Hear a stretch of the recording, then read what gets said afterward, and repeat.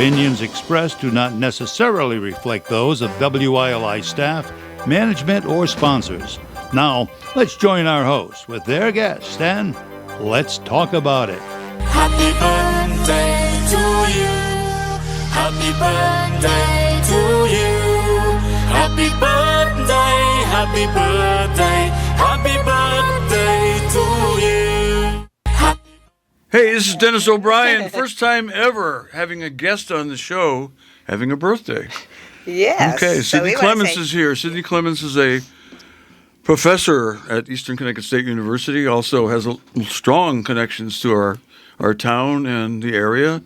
And I happened to run into her recently. I'd never met her before, I don't think, but I knew about her. I heard about her doings in terms of food and whatnot. And, you know, and I knew her mother because her mother was a member of my original Little League girls softball team a few years ago. And just a couple of years. Just right? a couple, yeah, not long, but long enough, but she is Sydney's mother, so yeah, she wasn't born yesterday. Anyway, Laura Smith. Yeah, welcome I know to her the as show. Laura Smith. Yeah, I just want to say. And also I wanted to mention her, Sydney's grandfather, Dick Smith. Dick Smith, and I knew Jane, of course. Poor Jane has passed away. Yeah, we're sorry. Last July, Thank I guess. you. And yes. Great. You had wonderful maternal grandparents.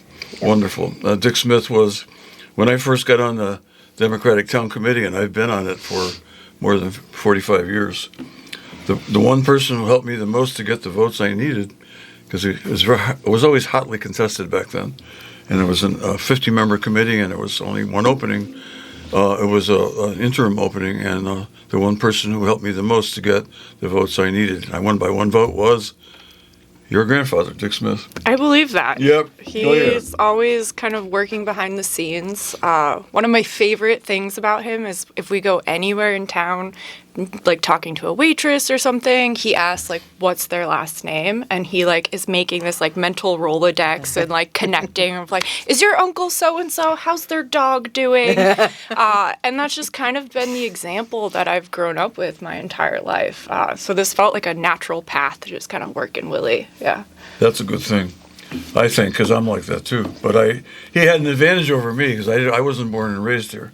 But, Dick was once a police officer. He was a restaurant owner. Of course, he's now a state marshal, and I still do business with him. And wonderful guy. And, again, you're lucky to have him as a grandparent. Yeah. And Jane also was a wonderful person. And, and I know your mom, and your mom was, wow, she was a good kid when I knew her. And I didn't know her as an adult, but I think she's a nurse, right? Yep, she's a nurse. Still very involved in the community. She has like all of those same values that my grandparents installed in us. Right. Same thing with all of my uncles and cousins. We're all still very local and committed to the community. Yeah. Great family.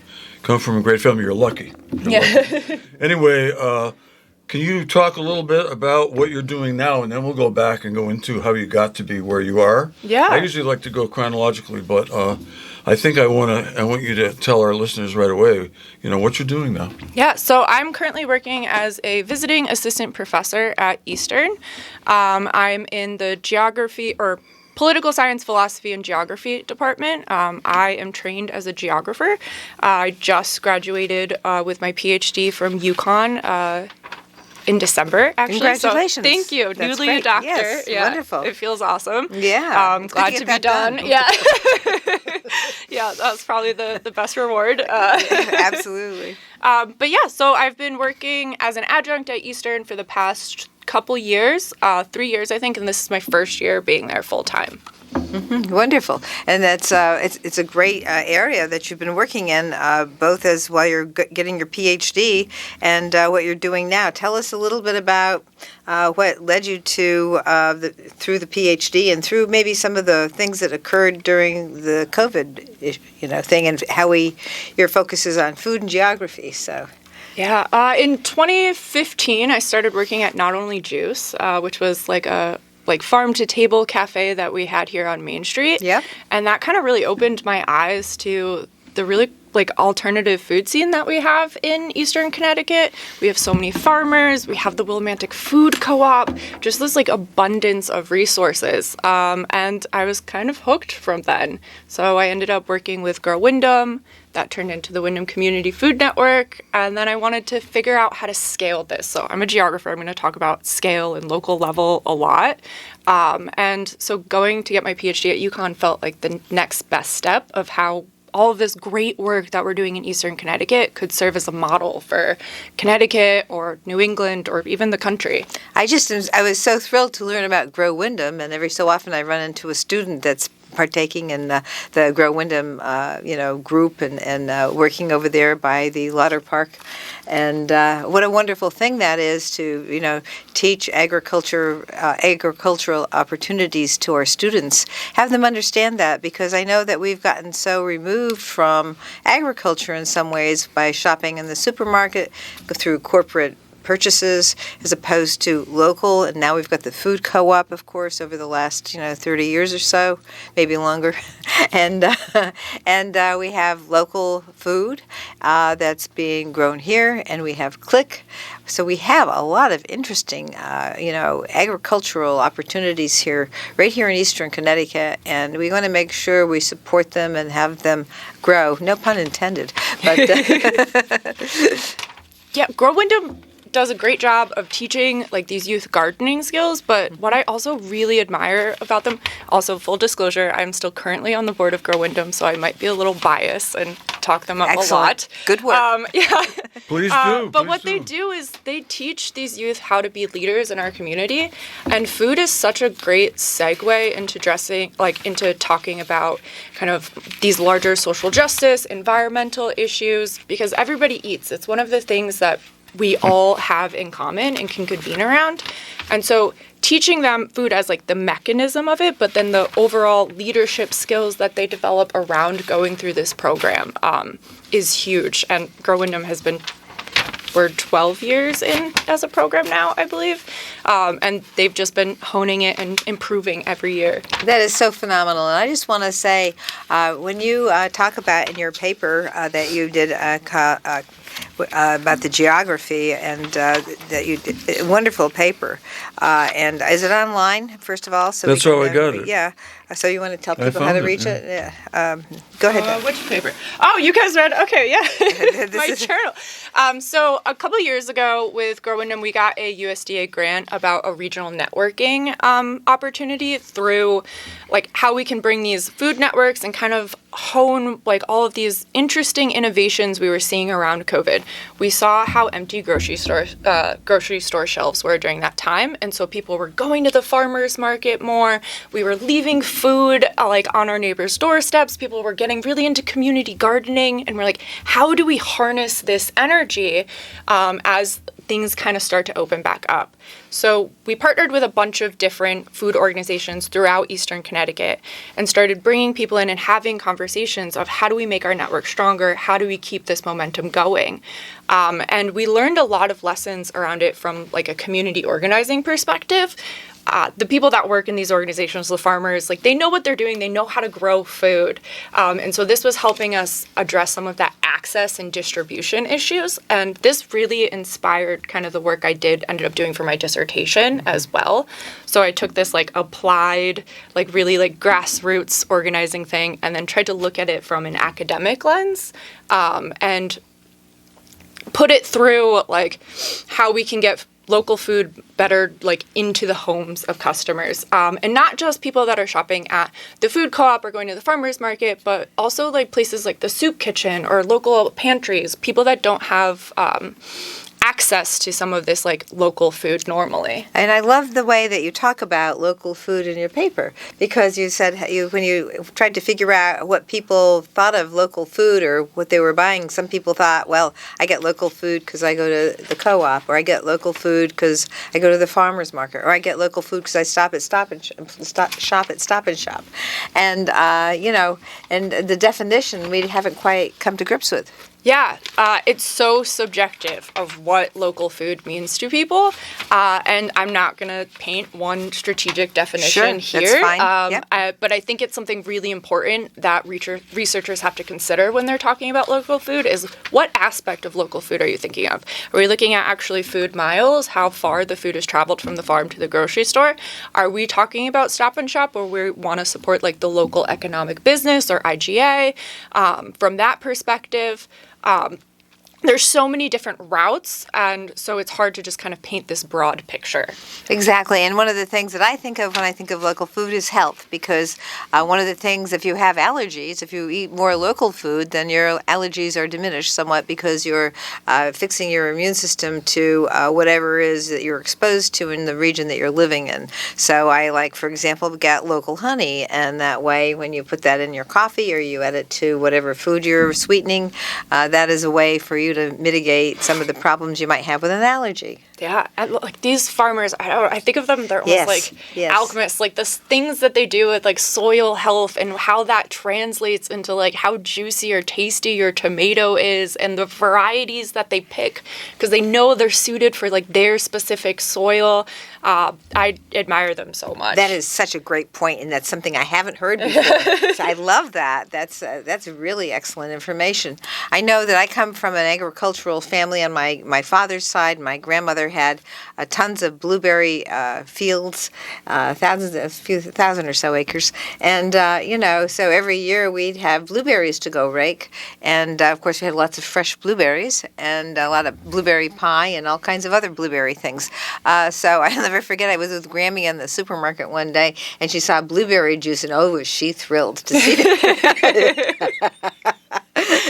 Yeah, that sounds like a really fun childhood. You should talk about my experience with blueberry fields. I didn't care for it. City boys Let me from just New say, Britain, Connecticut. No, not for me. After a few hours, we got enough for a blueberry pie, and that was about it. I'm out of here. It was very hot, and it is a lot of work. Bugs, and I was out there. Was hard. I was out there, and because I wasn't such a great blueberry raker, they had me You were lining not, off the I'm fields. sure. Yes.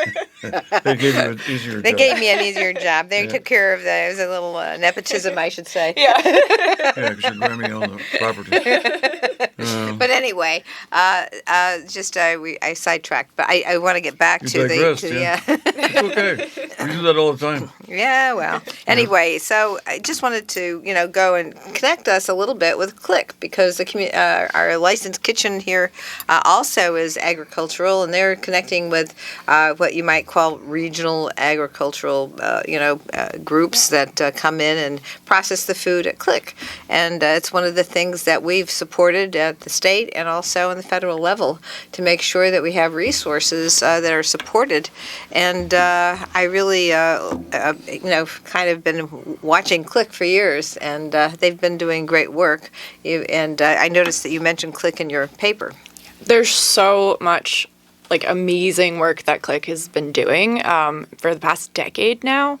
One of the newer projects that I'm really excited about is them developing a food hub. And so we talk about the farmers are their experts. They know how to grow the food. The big problem is this middle of the supply chain, where places like Walmart or Stop and Shop, they have all of those big refrigerated trucks. They have the shipping ability. They have the customers, the scale. And that's one of the hardest barriers of entry for farmers to kind of continue to sell their product. So what Click is doing is they're working as kind of that local level middleman, where they're aggregating the food from farmers, and then that makes it so that these farmers can get into bigger markets. So let's say I'm a pizza restaurant and I want to use tomato sauce with local tomatoes. Farmers here are pretty diversified. They're not just growing tomatoes. And so I would have to call 10 farmers to get the amount of tomatoes I need every week. And what restaurant owner has the time to do that? Instead, they can go to Click, and Click will do that legwork for them and find all of the farmers, get the 1,000 pounds of tomatoes that they need, and then it's just one phone call, kind of like them calling Restaurant Depot or placing an order with Sodexo or something. And so this is the local version of that, and I think this is kind of the future for where food systems are going. And Chelsea Charrier has been spearheading that, and I'm in awe of her. Yeah. Chelsea has been a guest on our show. Yeah, we've had Yeah. Chelsea on our show, and we've had a lot of people. Well, that are, Phoebe Godfrey, of course, Phoebe Godfrey, several yes, times. yeah, and Yeah. then also Representative Foster, who did some of her student internship at Click back in the Okay. day, and she's at the Capitol now. That's as a Jamie state- Foster from Ellington. Yes. Yeah. Yeah. Cool. Exactly. So she was on our show back in the day when she was a student at Click. I think that's like the beauty of all of these organizations too. Like Grow Wyndham does like something very similar of that. It's like working in these like local food systems nonprofits is you're not just learning about food, you're learning about leadership skills, sustainability, and like those skills are then transferable out into like broader levels.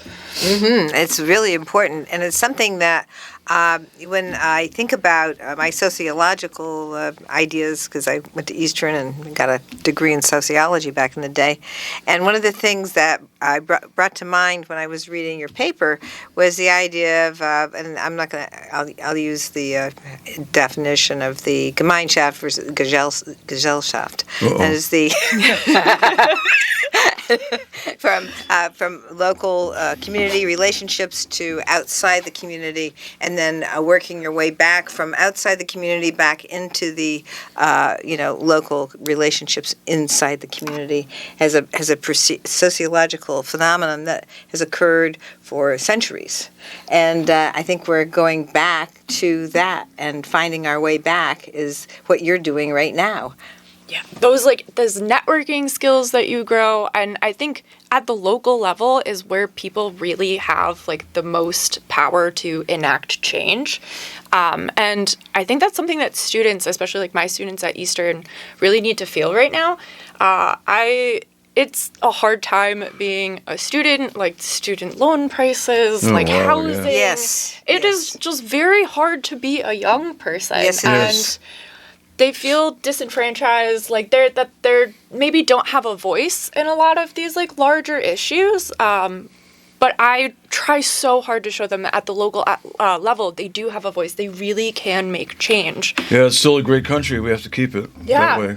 And the There's still connections. opportunity. It is a lot more expensive. I was lucky enough to be born during World War II, and I'm old. That makes me old, and I'd rather be younger. But it was a great time to be born, because when World War II ended, the economy here was incredible, because the economies of the rest of the world were destroyed by the war. Yep. So we had markets for all our consumer goods, and the cost of living was so low. Yeah. And I was able to go to UConn for $75 a semester in the late '60s after I got out of the Army. And today it's really wow, it's so expensive. I mean, it is so $75. expensive. And I mentioned how I coached Little League for a long, long time after I first met your mother and her contemporaries, and I'll tell you, a lot of the kids that I've met over the years end up going to trade school, which is great. The tech schools are great. In fact, we need more of them. We need more space, because there's a need for it. Try to get an electrician sometime. Yeah. And, it's there's a need for it. But I think you mentioned I think you talked about the industrial based system.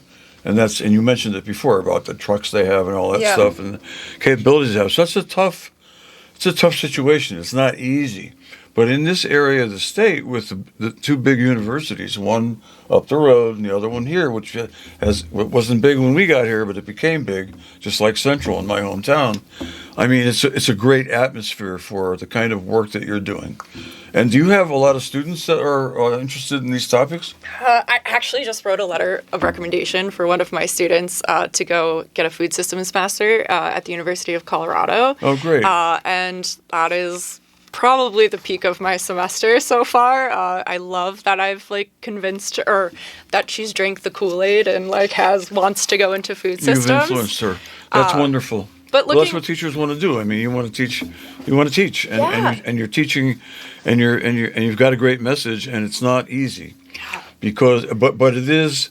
If changes are going to be made, they're going to be made by the people who are in the young people. Yeah, you talk about going to trade schools, and here we definitely have a shortage of the trades. Yep. And then we're also in this like weird shifting economy right now of like future job prospects. Like it's not just like the industrialization of the food system. We Yeah. are seeing kind of this AI revolution where a lot of entry level jobs are Yeah. getting kind of cut, and it's tough out there for students. But in Eastern Connecticut, where we have like such a rural kind of nature or like hybrid Yep. rural urban kind of area, I think that there's so many opportunities for students to like look for jobs, and we need them here as well. I think that there's a lot of brain drain that happens.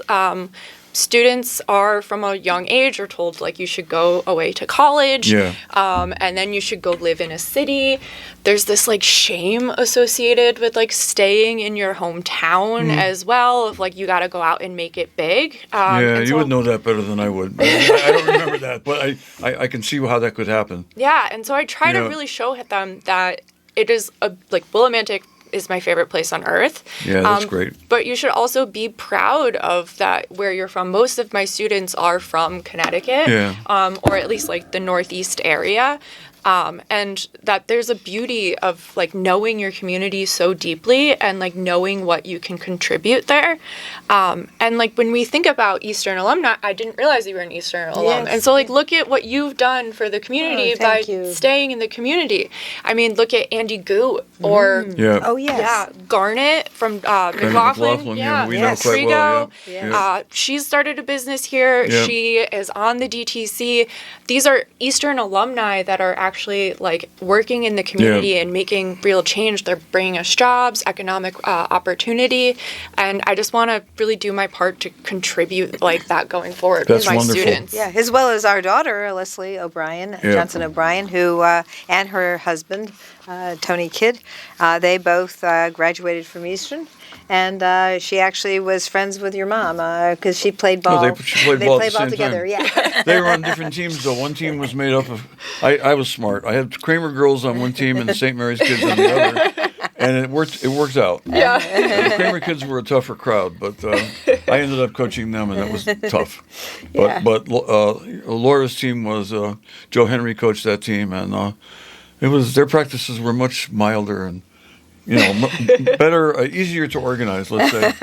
But yeah, Leslie played. Leslie's about the same age as your mom, Yeah. and you talk in your paper. I was really attracted to what you wrote about. Silos and Yes. organizing, and when we're dealing with silos, which is hard. Yeah. Because I was, I organized that program. From pretty much from nothing. I was lucky. I had a lot of kids who had played Little League baseball, so we lucked out, and we had some pretty good players, and we had a good core of experienced players and a lot of players who had never played, and that program was for everybody. It wasn't for just the superior players. It was for everybody, because I think I'm going to go on my soapbox here again. Playing team sports is a great way to learn a lot of skills that you're not going to learn as quickly, as expeditiously in another context, like in a classroom. So that was my first organizational adventure in this town, organizing people. Yeah. And I had to work with the parents. That's how you do it. And so I went from that into politics, and done a lot of organizing here in town for many, many, many years. And it's not easy. No. You're just reading about your experience doing organization around food programs was very interesting to me, because you encounter those kinds of things, and the way to learn how to become a good organizer is to organize, and the experience, because you make a lot, just like anything else, that's or almost anything else, you make a lot of mistakes, and you learn by your mistakes, and there's a way to do it, but it's not self-evident. And it's not something that you can learn by somebody just talking to you. You have to go out and do it. Yeah. And that is a real good message that I think that you are, passing on to your students about just go out and do it. Get your feet wet. Yeah. And if you work hard, then sometimes you even get lucky with certain things. But you're not going to get lucky if you don't work at it. You got to work every day.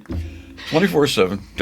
That's my view. Anyway, Matt Rupar's back here to tell us that it's time for us to take a break. Our sponsors, we have sponsors, wonderful sponsors, and they want to do their thing. So in the middle of our show, we have a commercial break.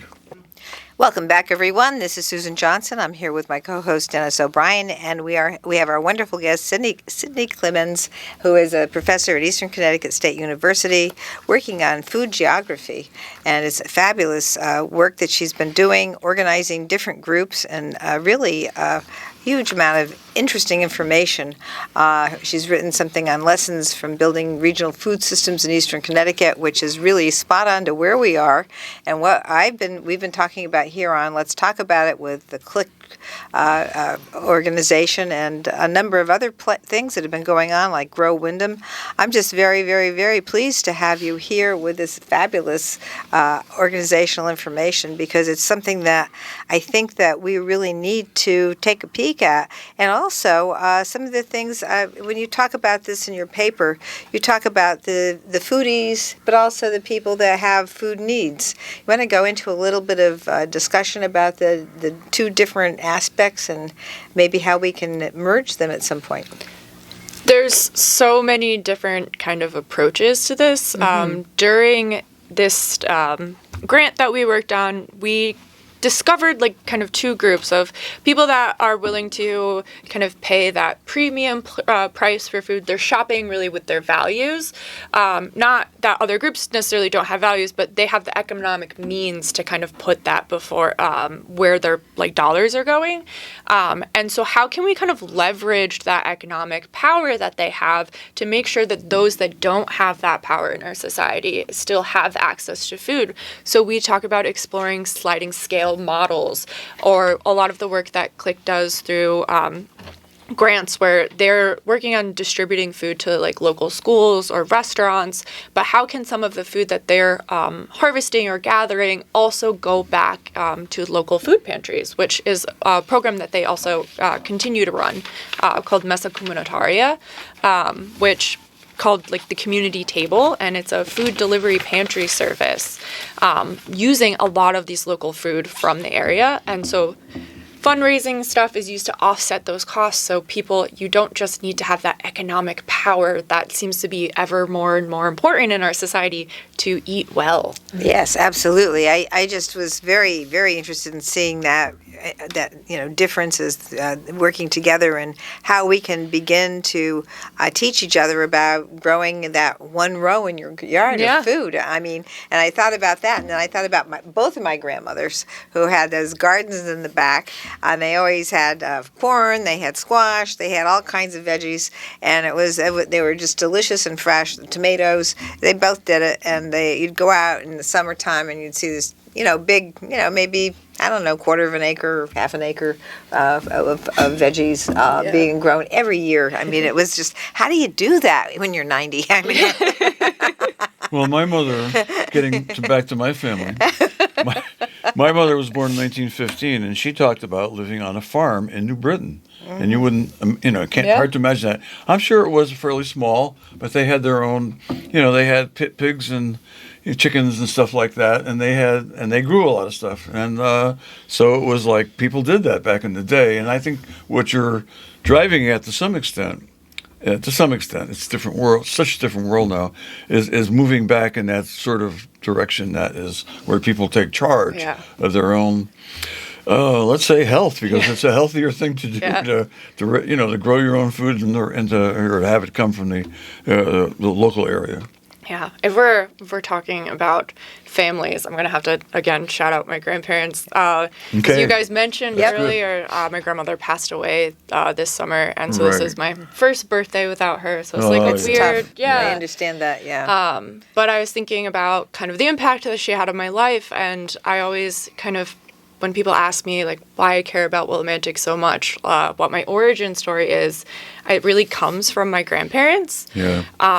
I was a kid when the 60 Minutes documentary kind of piece came out, and my family had a viewing party, and everyone was outraged. But I also have this vivid memory of just how sad my grandmother was, of this community that she loved so much was portrayed this way.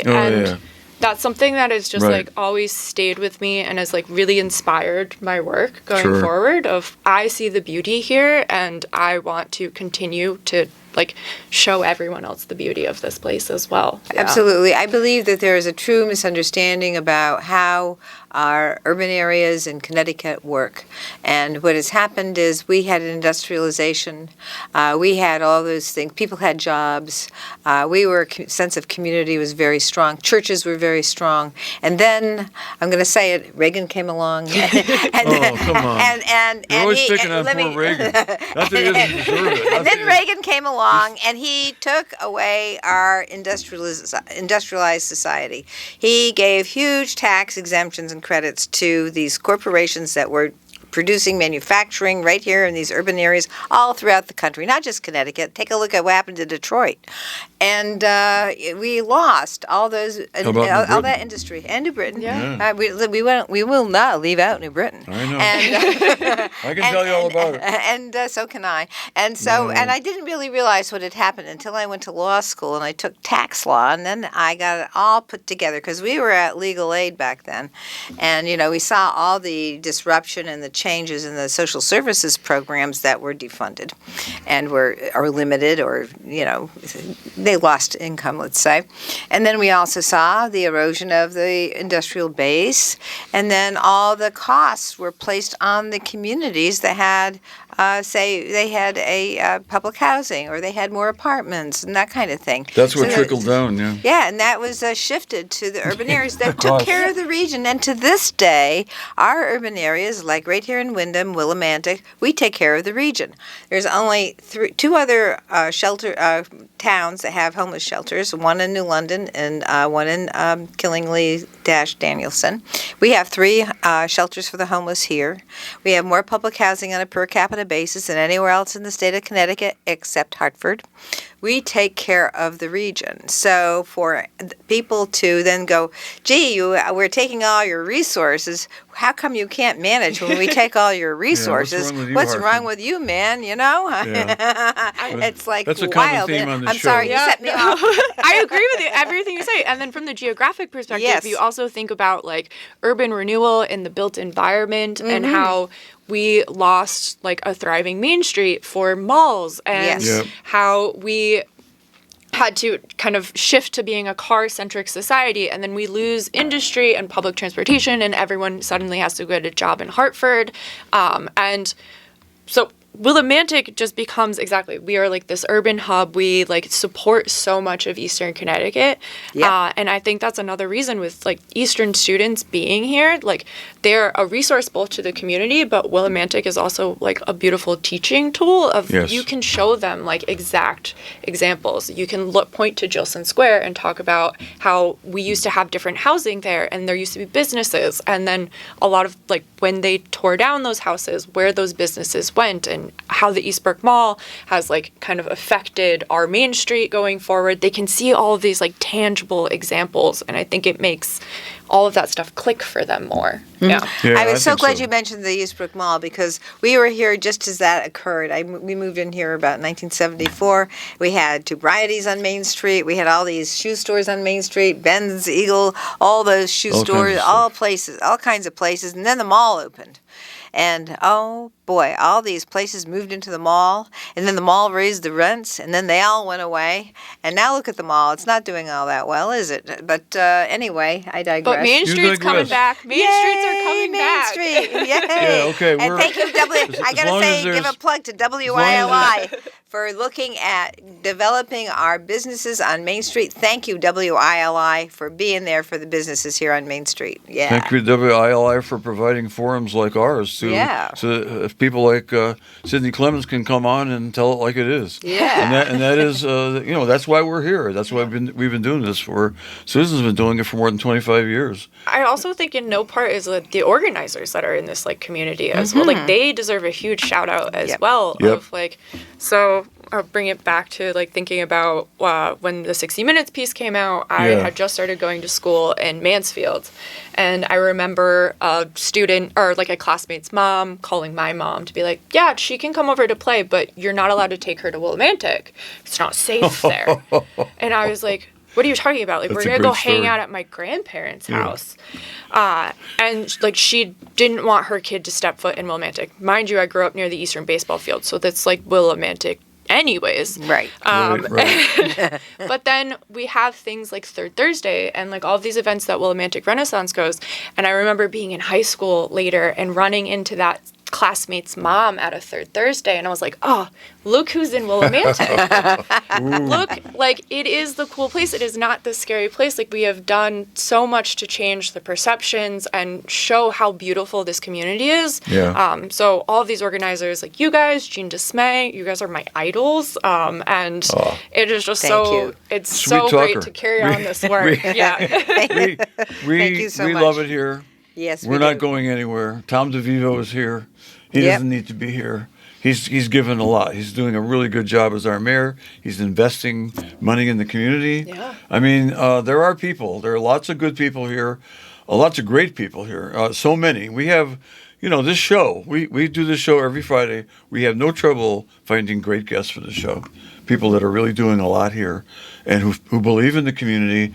The community is one, and the thing that makes me happiest of all about the community is the community. We accept everybody. Everybody's accepted here. Yeah. Nobody is not welcome. And that is that does lead to certain problems, certain issues that we have to deal with. But I'd rather be a community that is open to other people, everybody, But, no matter who they are. I just want to say about than that a community that keeps people out. as well is that Eastern has done numerous safety we've been, with respect to safety and the students, and we've come out as one of the top safest places to be in the country in terms of student population. That's right. So it's because, and we have 3 police forces, so I guess that might be why. Well, they're good. The police are pretty good too, and I know that for a fact because I'm on the board that. We're kind of the board of finance for the police. I've learned a lot about the They do a police great job. department, and it's a tough job, and they do a very good job. But we're also we're really good at knowing our neighbors as Right. well. Yeah. Like I am a huge pedestrian. I walk everywhere. That's great. And it's great, but it's also sometimes a hindrance. It takes me a long time to get places Yeah, it because takes people would time. be like, That's the "Hey, problem. how you doing?" Like, there's a lot of chatting that happens. But as imagine you're when she walking goes down the out. street. She knows more people Yeah, than I anybody. can't even imagine. Like the grocery store. I must don't be like to hard. walk. I don't I like. can't get my grandchildren to go Yeah. with me because Grammy, you just talk all the time. I don't even like to. When we were walking a lot, doing race walking and stuff, I didn't like to go with her because I don't like to stop. Yeah. When I'm working. This is part of my workout, and everybody, and I know a lot of people too, but she knows more people now than I used to know more than her when I was a judge, but she knows more now than I do. And I, she's knocked on every door in town X number of times, and she loves it, and you got to love it to do that. But this is a great, and I'll tell you, people are so nice. You knock on their doors and you say hello. Calling them on the phone is one thing because they're getting all these crazy calls from people trying to sell them something. That doesn't work anymore like it did in my early days on the town committee. But knocking on doors does. People are very friendly. Yeah. It's a friendly place. It's not dangerous. Not dangerous. So inviting. No, We're it's all not. a little weird too, which is like the best. Yeah. Great. Well, like the charm of you Willie. mentioned that, Well, and I everybody's gotta a little say, weird, I gotta Cindy. say Come on. that when we went to New Orleans, I thought, Willimantic reminds me of a mini New Orleans. It really does. And that It's was a just great place to It was visit. a great place to visit. Wonderful. It had rivers just like we Yeah. do, and it had, industrial history. Trolleys. It has historic buildings, all those kinds of things, and we have so many of them. We have a frog bridge. How many Yeah. places have a frog bridge, right? We have an airport. So, we have all kinds of stuff. airport. I mean, can you I wanna imagine know more about 25,000 food. people Wait a minute, in Susan, come on. an airport? I We love. I digress. can talk about Willie forever. But I think it's well, because that's we're good. resourceful. You know, Love it. Yes. Like we're making community Yeah. gardens out of our public parks. That's fabulous. Because Yes. we don't have a lot of space to grow food Right. on a farm or even in gardens because it's such an urban area. Yeah. But then we have things like the boombox parade. We didn't have a marching band, so we figured it out. Yeah. We were embarrassed that we were scared by a bunch of frogs in the middle of the night, and instead of letting that be a badge of shame, it became a badge of honor. Yeah. I think that's just the spirit of this town. Well, that came from so a professor at Eastern, who David Phillips, good friend of mine, good friend of ours. Yes. Also a St. Louis Cardinals fan like me, and we used to get together and watch games. Came from him. I mean, Eastern has played such an important role in this town over the years, and it is such an asset. And now we have, I'll tell you what, we've got a president of Eastern. You probably know him. Yeah. He is so good. he is such a people person, Yeah. and we run into him everywhere. Yeah. And he's been on the show, and we're going to have him back soon. And he's just so bubbly and positive, and I'm just so happy to have him here. And really committed to the community. He doesn't believe that so much of academia, I feel like, is up on the hill in the ivory tower. There's that. But he that is not what the goal for Eastern is at all. That he believes that we should be integrated into the community, and I feel really honored that I can kind of help build that bridge with this new administration that we have at Eastern. That is great. I really love that. We're happy with him. I'd love to just go into a little bit of these the food systems impact and the partners. You want to just hit on a few of those and tell us about them and your. We talked a little bit about Click, and you've got the Grow Wyndham, and those are great things. And how are and we're talking about Eastern, connecting Eastern food. We don't have a lot of things. time left. I want to hear about the geography of food. I want to hear all about it. Okay, and you all right. You can, I'm sure you can talk about that for days. Well, we're going to have you back. That's all there is. I would love to. Yes, We'll do it one just on geography, one on food, one on Willie. Very good. But let's do the universities. Talking about the partners. This is a work that I published, but I talk a lot about silos in this. I don't exist as someone that does this work solo. I am really, I work with a team. I help try and I'd call it herding cats sometimes of this organizing work. Oh, absolutely. But it's bringing everyone's ideas together, and none of this can be done without all of the amazing people that we've worked through of this. So Eastern, Click, a bunch of farms, so Cobblestone Farm, Sweetacre Farm, Willow Valley Farm, the Willimantic Food Co-op, Access, Yukon. There's so many groups that have just really come together and rallied around this one issue of food. But food is just kind of that topic conversation point, and we're using that to address social justice issues, environmental justice issues, transportation issues, funding, economics, and so food might be the topic, but it has this huge ripple effect that we see in the community. Do you know Sarah Moon? Sarah Moon. Sarah Moon is a professor at, she just moved back from Rhode Island.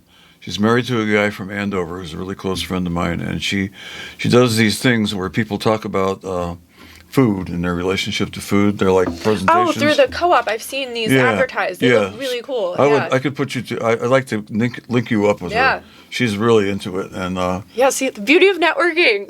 This is awesome. Oh, yeah. Well, this is one of the things I wanted to say about networking is politically, I've learned to operate, when I was on the town council, 1-to-1.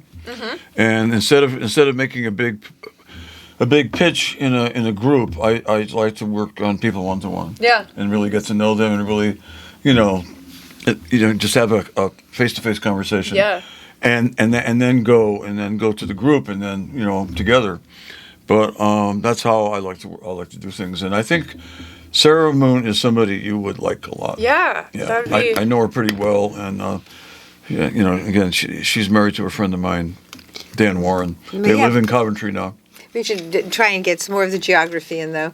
And so what type of food are we growing more here than, say, in another state?